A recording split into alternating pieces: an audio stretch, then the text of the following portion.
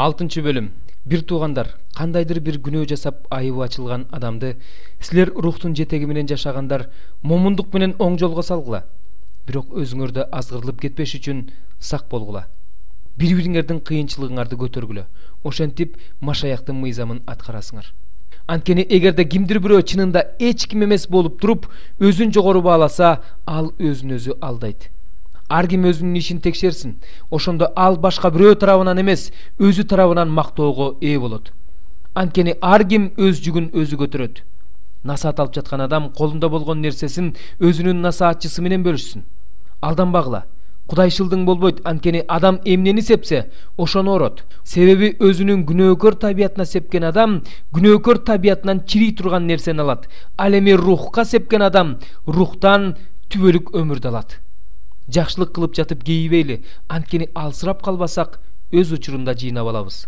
Ошондуктан убакыт барда бардыгына, айрыкча ишенимибиз бирлерге жакшылык кылалы. Карагылачы, мен өз колум менен чоң тамгалар менен жазып жатам. Адамдык табияты боюнча беделдүү болгусу келгендердин бардыгы Машаяктын айкаш жыгач үчүн куугунтукка алынбоолору үчүн гана силерди сүннөткө отурууга мажбур кылып жатышат. Анткени сүннөткө отургузулгандардын өздөрү да мыйзамды аткарышпайт. Бирок алар силердин денеңер менен мактаныш үчүн силердин сүннөткө отургузулушуңарды каалап жатышат. Мен болсо Теңирибиз Иса Машаяктын айкаш жыгачынан башка эч нерсе менен мактангым келбейт. Мен бул дүйнө мен үчүн айкаш жыгачка кадалган.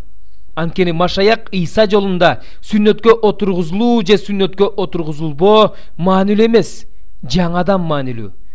Ушул эреже боюнча жашагандардын бардыгына жана Кудайдын Ысрайыл элине Кудай тынчтыгын берип, ырайымын төгө берсин.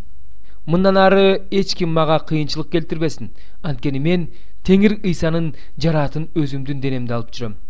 Бир туугандар, биздин Теңирибиз Иса Машаяктын ырайымы силердин рухуңар менен бирге болсун. Аминь.